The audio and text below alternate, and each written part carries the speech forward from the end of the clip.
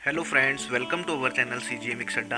अगर आप लोग हमारे चैनल पर नए हैं तो प्लीज़ इस चैनल को सब्सक्राइब करें और बेल आइकन को प्रेस करें ताकि हमारे चैनल की नोटिफिकेशन आप तक सबसे पहले पहुंचे। हे गाइस, कैसे हैं आप सभी। Hope you all are doing well. तो आप लोगों का जो अकाउंट क्लर्क लेखा लिपिक का एग्ज़ाम हुआ था, तो उसका सॉल्व पेपर हम आपके लिए लेकर आए हैं। तो ये पेपर हमने अरेंज करा है अपने ही किसी सब्सक्राइबर से। तो आप लोगों के लिए हम पेपर को सॉल्व करेंगे और जो ये आंसर्स हैं, ये आयोग ने जो आंसर की जारी की है उसके अकॉर्डिंग है। तो चलिए वीडियो को स्टार्ट करते हैं। एक सीधी रेखा पद्धति में मूल्यह्रास की राशि प्रति वर्ष डैश रहती है, समान रहती है। तो इसका राइट आंसर होगा समान रहती है। और नेक्स्ट हमारा क्वेश्चन नंबर 2, जब अदाकर्ता अपनी नियत तिथि से पहले बिल का भुगतान करता है तो उसे डैश कहा जाता है। तो इसका right answer option C, bill का अग्र भुगतान। और नेक्स्ट क्वेश्चन आपका है, डैश आरक्षित पूंजी निधि कैपिटल रिजर्व का उदाहरण नहीं है। तो इसका right answer option number B, सामान्य आरक्षित निधि, जनरल रिजर्व। नेक्स्ट क्वेश्चन है, मूल्यह्रास की गणना डैश पर की जाती है। Plant and machinery. इसका आंसर होगा option B, plant and machinery. क्योंकि आप लोग जानते हैं जो डैप होता है वो फिक्स्ड एसेट्स पर लगता है। क्वेश्चन नंबर 5, किसी स्वामी प्रोपराइटर का बैंक समाधान विवरण किसके द्वारा तैयार किया जाता है। तो इसका आंसर होगा option number B, proprietor himself, स्वयं व्यवसायी के द्वारा। तो आप लोग जानते ही हैं जो ग्राहक होते हैं, जो व्यवसायी होते हैं, उनके द्वारा ही BRS बनाया जाता है, ना कि बैंक के द्वारा। तो इसका आंसर होगा option number B. Next question है, मुख्य जनरल में व्यावसायिक लेन देनों को दर्ज किया जाता है। तो इसका राइट आंसर होगा ऑप्शन नंबर ए, एक कालानुक्रमिक क्रम में। तो जो क्रोनोलॉजिकल ऑर्डर होता है उसमें इसको हम दर्ज करते हैं। नेक्स्ट क्वेश्चन है आप लोगों का, निम्नलिखित में से किस खाते में जमा शेष होता है। तो ऐसा कौन सा खाता होता है जो जमा शेष प्रदर्शित करता है। उसका आंसर होगा option number D, bad debts recovered account. Question number 8 है, विनिमय पत्र के मामले में डैश होते हैं। तो इसमें कितनी पार्टीज होती हैं। उस ऑप्शंस के अकॉर्डिंग जो इसका राइट आंसर होगा वो ऑप्शन नंबर सी है। इसमें 3 पार्टीज होती है, ड्रॉअर, ड्रॉई और पेई। नेक्स्ट क्वेश्चन है, जब परीक्षण शेष मेल नहीं खाता है तो लेखाकार एक डैश खोलता है। इसका राइट आंसर होगा ऑप्शन नंबर ए। नेक्स्ट क्वेश्चन है, यदि श्रीमान एक्स को ऋण पर माल बेचा जाता है तो नामे किए जाने वाला खाता है। तो इसका राइट आंसर होगा option number B, mister X account. Next question है, जब भुगतान किसी बिल की परिपक्वता पर आधादाता द्वारा प्राप्त किया जाता है तो उसे आधादाता द्वारा नाम किए जाने वाला खाता डैश होगा। तो इसका राइट आंसर है ऑप्शन नंबर ए, cash bank account. Next question है, डैश सिद्धांत के अनुसार एक उद्यम का जीवन छोटी छोटी अवधियों में विखंडित किया जाता है ताकि इसका प्रदर्शन नियमित अंतराल पर मापा जाए। तो राइट आंसर होगा ऑप्शन नंबर ए, लेखांकन अवधि।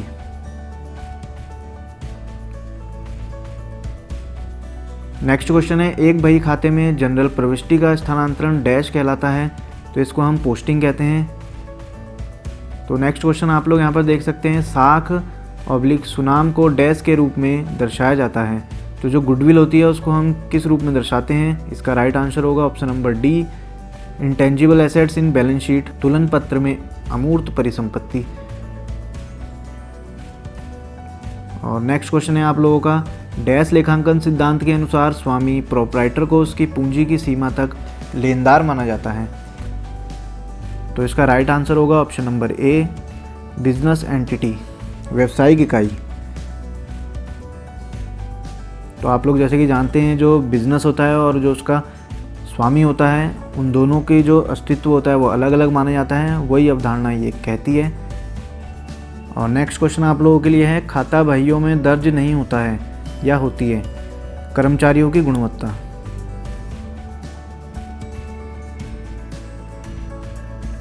नेक्स्ट क्वेश्चन है, यदि बैंक का ब्याज ₹500 लगाने के पश्चात जो कि नकद बही में दर्ज नहीं किया गया था बैंक विवरण के अनुसार शेष 3000 है, तो नकदी बही डैश के शेष को दर्शाती है। तो इसका जो राइट आंसर होगा वो ऑप्शन नंबर ए है।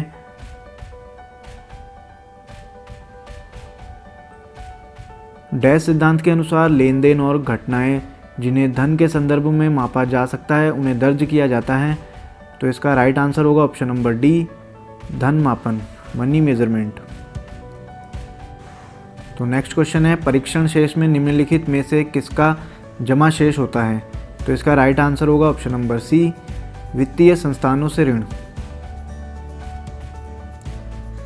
नेक्स्ट क्वेश्चन आप लोगों के लिए है, क्रय बही का उपयोग डैश को दर्ज करने के लिए किया जाता है। तो इसका राइट आंसर होगा ऑप्शन नंबर सी, ऋण पर खरीदा गया माल।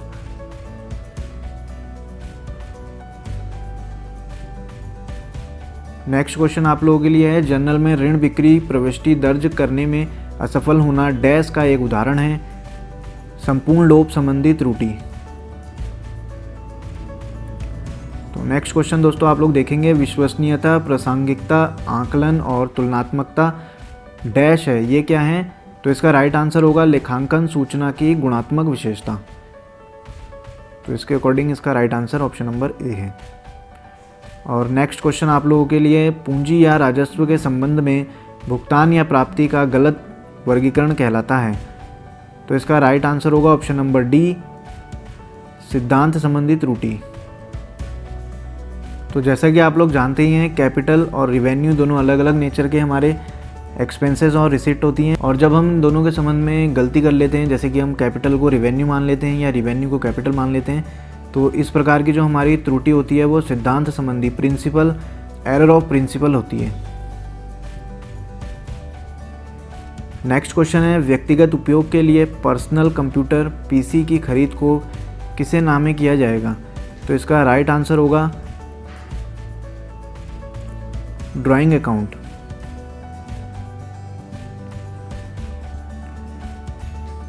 नेक्स्ट क्वेश्चन है, कौन सी लेखांकन अवधारणा के अनुसार व्यवसाय की अवधि अनियत मानी जाती है?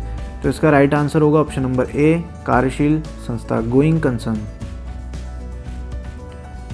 नेक्स्ट क्वेश्चन है, निम्नलिखित में से कौन सी लेखांकन की नकद प्रणाली के तहत दर्ज नहीं किया जाता है? तो ऑप्शन नंबर डी इसका राइट आंसर होगा, किराए की प्राप्त राशि लेकिन प्राप्त नहीं हुई।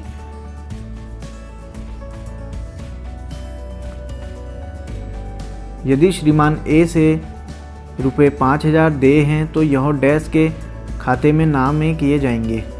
तो इसका राइट आंसर होगा ऑप्शन नंबर डी, डूबत ऋण।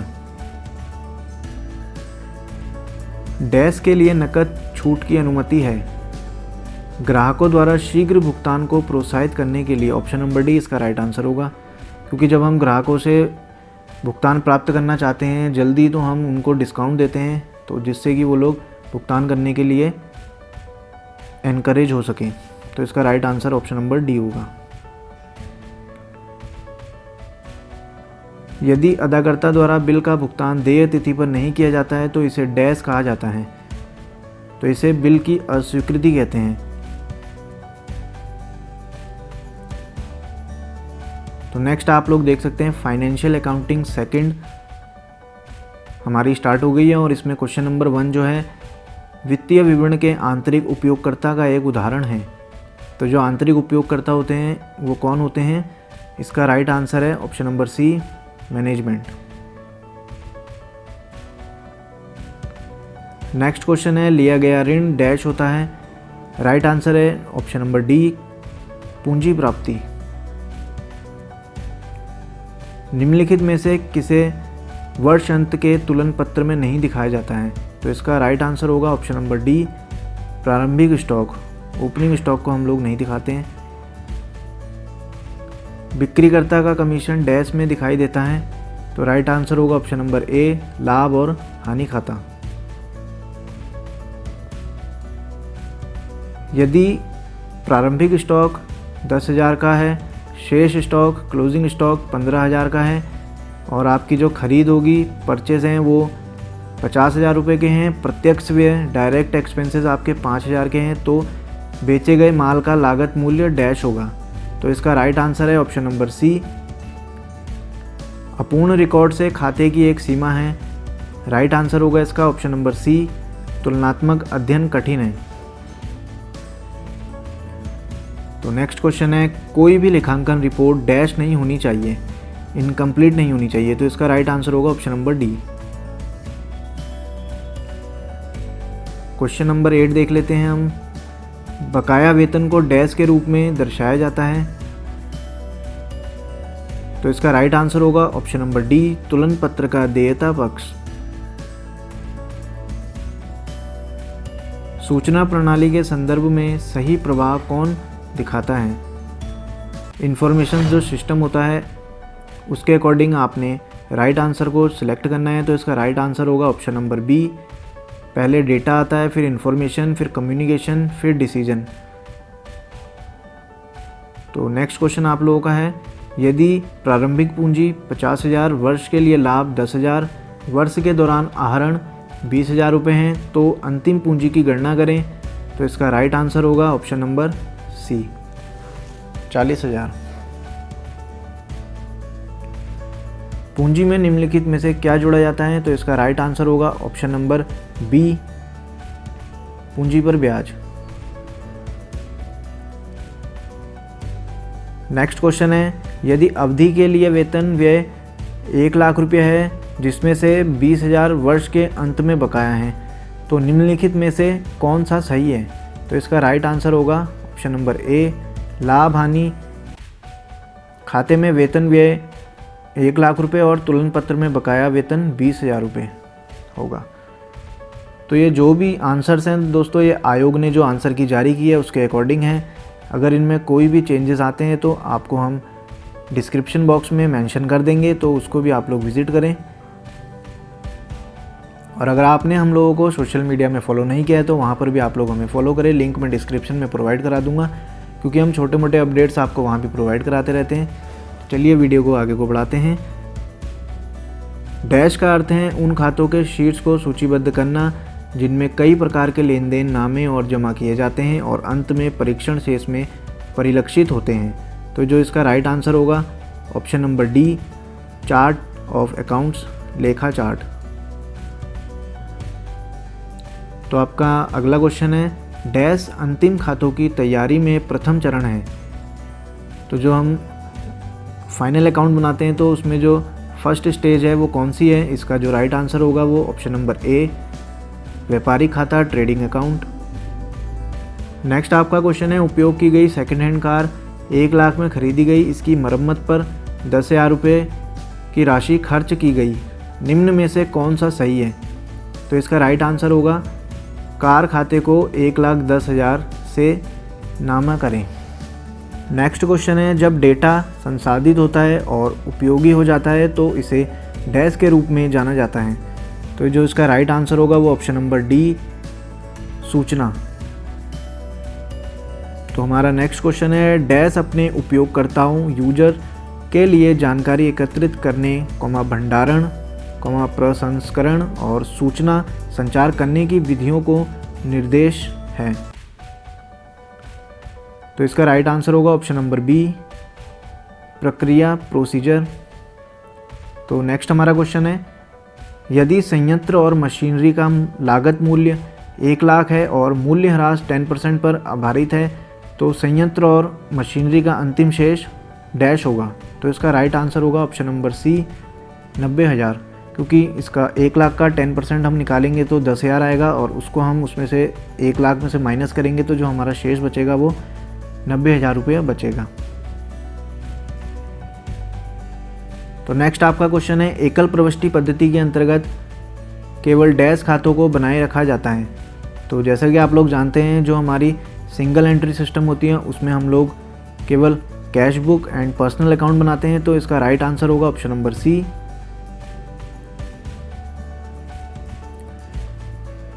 तो अगला क्वेश्चन है, केंद्रीय प्रसंस्करण इकाई सेंट्रल प्रोसेसिंग यूनिट का हिस्सा नहीं है। तो इसका राइट आंसर होगा option number B, output unit. Next question है, डैश कंप्यूटरीकृत लेखांकन की हानि है, डेटा की क्षति। तो इसका राइट आंसर होगा ऑप्शन नंबर ए। तो यहाँ पर आप लोगों का नेक्स्ट पार्ट शुरू हो गया है, accounting for not for profit organisation, partnership, firm and companies. तो इसका जो पहला क्वेश्चन है आप लोग यहाँ पर देख सकते हैं, भारतीय भागीदारी अधिनियम इंडियन पार्टनरशिप एक्ट 1932 के अनुसार यदि भागीदारी विलेख मौजूद नहीं है तो भागीदार किसके हकदार हैं। तो जब पार्टनरशिप डीड नहीं होती है तो जो इसका राइट आंसर होगा वो ऑप्शन नंबर बी होगा, समान लाभ साझेदारी, इक्वल प्रॉफिट शेयर। तो इसका राइट आंसर होगा ऑप्शन नंबर बी। भागीदारी विलेख के ना होने पर भागीदार की पूंजी पर डैश ब्याज की अनुमति दी जाती है। तो जो उसकी इंटरेस्ट ऑन कैपिटल होता है, आप लोग जानते हैं जब पार्टनरशिप डीड नहीं होती है तो किसी भी ब्याज की अनुमति नहीं होती है। तो इसका राइट आंसर होगा ऑप्शन नंबर डी। तो ये पार्टनरशिप के आपके क्वेश्चन स्टार्ट हो गए हैं। सुनाम की गणना की भारित औसत विधि का उपयोग तब किया जाता है जब लाभों में उतार चढ़ाव हो रहे हों। तो उसका राइट आंसर होगा ऑप्शन नंबर सी। जब नई भागीदारी करार के बाद तुलन पत्र तैयार किया जाता है तो परिसंपत्ति और देनदारियों को डैश पर दर्ज किया जाता है। तो इसका राइट आंसर होगा ऑप्शन नंबर ए, पुनर्मूल्यांकित आंकड़ों में।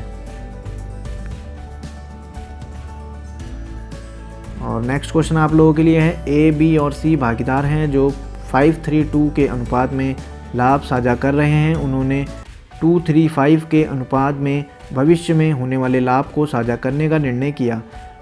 उस स्थिति को तुलन पत्र में दर्शाए गए कामगार प्रतिकर आरक्षित निधि का लेखांकन व्यवहार उपचार क्या होगा जब उसके लिए कोई अन्य जानकारी उपलब्ध ना हो। तो इसका राइट आंसर होगा ऑप्शन नंबर ए, अपने पुराने लाभ साझाकरण अनुपात में भागीदारों के बीच वितरित किया जाएगा। नेक्स्ट क्वेश्चन है, एक निर्लाभ संगठन के लिए आय का मुख्य स्रोत क्या होता है, दान और अभिदान। तो ऑप्शन नंबर बी इसका राइट आंसर है। नेक्स्ट क्वेश्चन है, एनपीओ द्वारा प्राप्त जीवन सदस्यता शुल्क का लेखांकन डैश के रूप में किया जाता है। तो ये पूंजीगत प्राप्ति होती है। इसका राइट आंसर है option number B. Next question है दोस्तों, यदि x और y 3:2 के अनुपात में लाभ और हानि साझा करने वाले भागीदार थे और z को शामिल किया जाता है और लाभ में 1/6 हिस्सा दिया जाता है और उसके प्रवेश के दौरान यदि पुनर्मूल्यांकन का लाभ 6000 है तो राशि जिसे पुनर्मूल्यांकन लाभ के हिस्से के रूप में श्रीमान x के खाते में जमा किया जाएगा वह होगी। तो इसका राइट आंसर है ऑप्शन नंबर ए, 3600 रुपये, क्योंकि हमने लाभ में से सिर्फ मिस्टर x का ही हिस्सा निकालना है।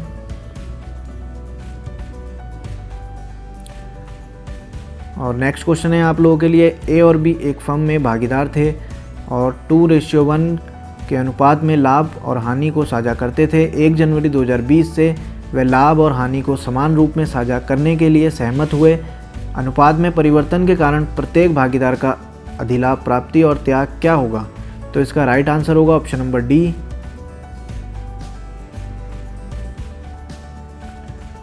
नेक्स्ट क्वेश्चन है, ऋणपत्र धारक कंपनी के डैश होते हैं। तो आप लोग जानते हैं ये लोग कंपनी के लेनदार होते हैं। तो इसका राइट आंसर होगा ऑप्शन नंबर डी।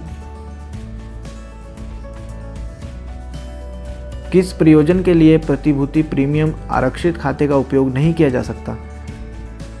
तो जो सिक्योरिटी प्रीमियम रिजर्व अकाउंट होता है वो हम किस चीज़ के लिए यूज़ नहीं कर सकते हैं। तो इसका राइट आंसर होगा लाभांश का वितरण।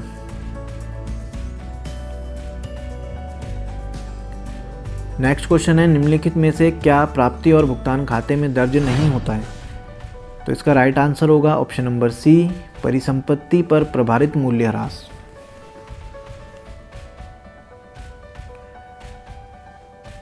पुरस्कार निधि का प्रारंभिक शेष 3280 था। वर्ष के दौरान इस निधि के लिए प्राप्त दान 1540 रुपये है। पुरस्कारों पर खर्च की गई राशि 1230 थी और पुरस्कार निधि निवेश पर प्राप्त ब्याज 400 रुपया था। पुरस्कार निधि का अंतिम शेष कितना होगा। तो जो इसका राइट आंसर होगा वो ऑप्शन नंबर डी होगा। तो नेक्स्ट क्वेश्चन है, भागीदार अधिनियम धारा 37 के अनुसार मृतक भागीदार द्वारा फर्म में छोड़ी गई राशि पर उसे देय ब्याज होगा। तो इसका राइट आंसर है ऑप्शन नंबर सी, 6%। निम्नलिखित में से कौन सा कथन सत्य है? तो इसका राइट आंसर होगा ऑप्शन नंबर बी, एक नाबालिग को एक भागीदार के रूप में सम्मिलित किया जा सकता है, परंतु केवल भागीदार के लाभों में। प्राप्ति और भुगतान खाता आमतौर पर डैश दिखाता है, तो इसका राइट आंसर होगा ऑप्शन नंबर डी, नामे शेष।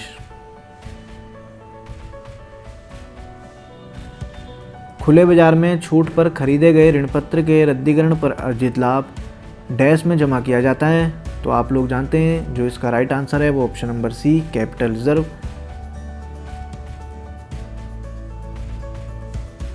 नेक्स्ट क्वेश्चन है, किसी कंपनी में किसी निश्चित दर पर लाभांश का भुगतान किसे किया जाता है?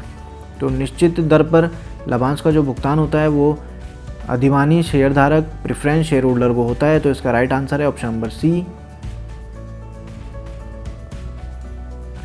नेक्स्ट क्वेश्चन है, रॉयल स्पोर्ट्स क्लब को 5000 का अग्रिम ग्राहकी शुल्क प्राप्त हुआ, यह किस खाते में दर्ज किया जाएगा? तो जो इसका राइट आंसर है वो ऑप्शन नंबर बी, तुलन पत्र के देयता पक्ष में। यदि केवल डैश में से भागीदारी विलेख में से पूंजी पर ब्याज प्रदान किया जाता है तो भागीदारों को पूंजी पर ब्याज का भुगतान किया जाएगा, तो इसका राइट आंसर होगा लाभ, option number D. Next question है, ऋणपत्रों के मोचन प्रतिदान पर देय प्रीमियम एक डैश होता है, तो ये एक देयता खाता है, लाइबिलिटी अकाउंट, तो इसका राइट आंसर है ऑप्शन नंबर डी।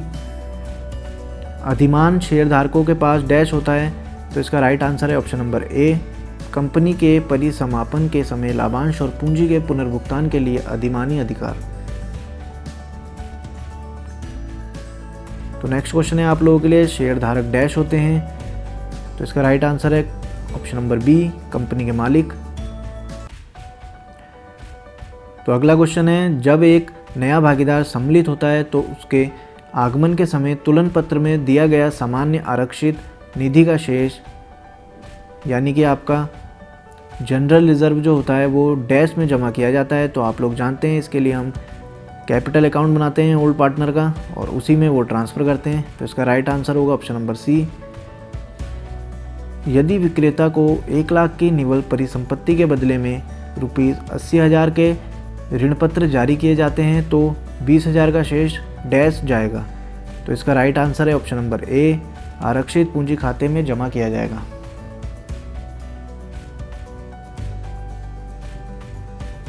और नेक्स्ट क्वेश्चन है आप लोगों के लिए, यदि कोई पुरस्कार निधि है तो दिया गया पुरस्कार और पुरस्कार निधि के लिए दान को डैश में दर्ज स्थानांतरित किया जाता है, तो इसका राइट आंसर होगा ऑप्शन नंबर सी, तुलन पत्र के देयता पक्ष में पुरस्कार निधि में।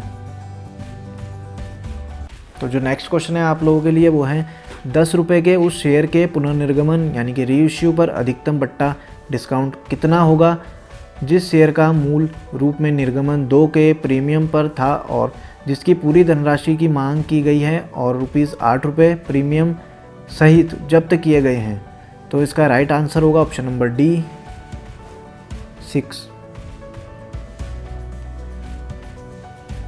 जब कोई नया भागीदार अपने सुनाम के हिस्से को नकदी में लाता है यानी कि गुडविल को नकदी में लाता है तो उसे पुराने भागीदार द्वारा किस प्रकार साझा किया जाता है, तो इसका राइट आंसर होगा option number C, ratio of sacrifice. तो part B financial statement analysis उसके क्वेश्चन स्टार्ट हो गए हैं, तो यहाँ पर आप लोग देख सकते हैं जो आपका पहला क्वेश्चन है, स्वामित्व मालिकाना अनुपात डैश है, तो इसका राइट आंसर होगा ऑप्शन नंबर ए, शेयरधारक की निधियां कुल परिसंपत्तियां। नेक्स्ट क्वेश्चन है, अपनी दीर्घावधि देयता को पूरा करने के लिए फर्म की क्षमता को समझने के लिए गणना किए गए अनुपात को डैश कहा जाता है, तो इसका राइट आंसर होगा ऑप्शन नंबर ए, सॉल्वेंसी रेशियो, शोधन क्षमता अनुपात। अगला क्वेश्चन है, देनदार टर्नओवर अनुपात डैश का एक उदाहरण है, तो इसका राइट आंसर होगा एक्टिविटी रेशियो। तो अगला क्वेश्चन है, किस मद आइटम का वित्तीय विवरण के विश्लेषण के लिए एक साधन के रूप में उपयोग नहीं किया जाता है, तो इसका राइट आंसर होगा कर्मचारियों की संख्या विवरण, option number D. Next question है, अप्रत्यक्ष विधि के तहत परिचालन गतिविधियों से नकद की गणना करने के लिए निम्नलिखित में से कौन सा शुद्ध लाभ में पुनः जोड़ा जाता है? तो इसका राइट आंसर होगा ऑप्शन नंबर बी, संयंत्र और मशीनरी पर मूल्यह्रास। अगला क्वेश्चन है, भुगतान किया गया आयकर डैश के अंतर्गत दिखाया जाता है? तो इसका राइट आंसर होगा ऑप्शन नंबर बी, परिचालनीय गतिविधियों से प्राप्त नकदी प्रवाह।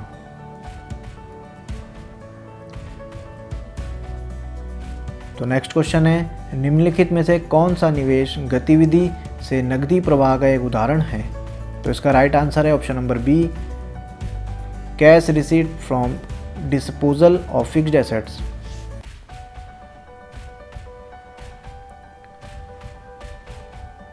तो फ्रेंड्स, आप लोगों के लिए नेक्स्ट क्वेश्चन है, व्यापार की अल्पकालिक शोधन क्षमता का संकेत प्राप्त करने के लिए जिन अनुपातों की गणना की जाती है उन्हें डैश कहा जाता है? तो इसका राइट आंसर है ऑप्शन नंबर ए, चल निधि अनुपात, लिक्विडिटी रेशियोज। और नेक्स्ट क्वेश्चन है, आर्थिक विश्लेषण में रुचि रखने वाले पक्षकार पार्टी डैश हैं? तो इसका राइट आंसर होगा ऑप्शन नंबर डी, निवेशक, सरकार, वित्तीय संस्थाएं। ये सभी वो पार्टीज़ हैं, वो पक्षकार हैं जो इंटरेस्ट रखती हैं हमारे फाइनेंशियल एनालिसिस में। नेक्स्ट क्वेश्चन है, तुलन पत्र के किस शीर्षक के तहत भविष्य निधि में योगदान का प्रावधान दिखाया जाता है? तो राइट आंसर है ऑप्शन नंबर बी, चालू देयताएं और प्रावधान। और नेक्स्ट क्वेश्चन है, परिचालन से राजस्व ₹1,80,000 है, लागत पर सकल लाभ दर 25% है, सकल लाभ कितना होगा? तो जो इसका राइट आंसर है वो ऑप्शन नंबर ए है, 36,000। और दोस्तों, आप लोग यहाँ पर देख सकते हैं पार्ट सी कंप्यूटराइज्ड अकाउंटिंग यहाँ पर स्टार्ट हो गए हैं। इसके क्वेश्चन आपको आगे को देखने को मिलेंगे। तो जो इसका फर्स्ट क्वेश्चन है वो आप लोग यहाँ पर देखें, एक्सेल में किसी फाइल को डैश कहा जाता है? तो इसका राइट आंसर होगा option number D, workbook.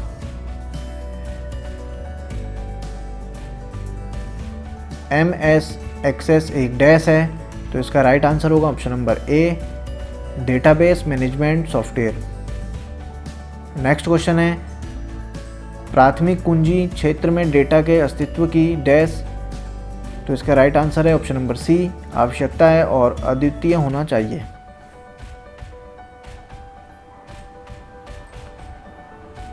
Worksheet में की गई अंतिम क्रिया को कौन सी कमांड पलट देती है?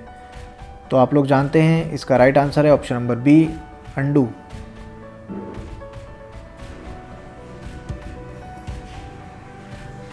कंप्यूटरीकृत लेखांकन प्रणाली में डेटा के भंडारण, स्टोरेज और प्रसंस्करण प्रोसेसिंग की रूपरेखा को डैश कहा जाता है? तो इसका राइट आंसर है ऑप्शन नंबर बी, परिचालन ऑपरेटिंग परिवेश। नेक्स्ट क्वेश्चन है, इनमें से कौन सा उद्देश्य चार्ट से संबंधित नहीं है? तो इसका राइट आंसर है ऑप्शन नंबर डी, मानों का चयन करना। तो नेक्स्ट क्वेश्चन है आप लोगों के लिए, डैश को आसानी से और लागत प्रभावी रूप से संगठन की सभी व्यावसायिक प्रक्रियाओं को सरल बनाने के लिए वर्धित MIS यानी कि मल्टीलैंग्वेज एंड डेटा ऑर्गेनाइजेशन, बहुभाषी और डेटा संगठन क्षमताओं के साथ एकीकृत किया जा सकता है? तो इसका राइट आंसर होगा ऑप्शन नंबर ए, कंप्यूटरीकृत लेखांकन प्रणाली। नेक्स्ट क्वेश्चन है, कौन सा वित्तीय प्रकार्य ऋण के लिए कुल भुगतानों का संकेत देता है? तो इसका राइट आंसर होगा ऑप्शन नंबर सी, NPER। तो ये कंप्यूटर के आप लोगों के क्वेश्चन चल रहे हैं। एक वस्तु जिसे एक या अधिक तालिकाओं से डेटा निकालने के लिए स्वरूपित किया जाता है उसे डैश कहा जाता है? तो इसको हम लोग ऑप्शन बी कहेंगे, प्रच्छा।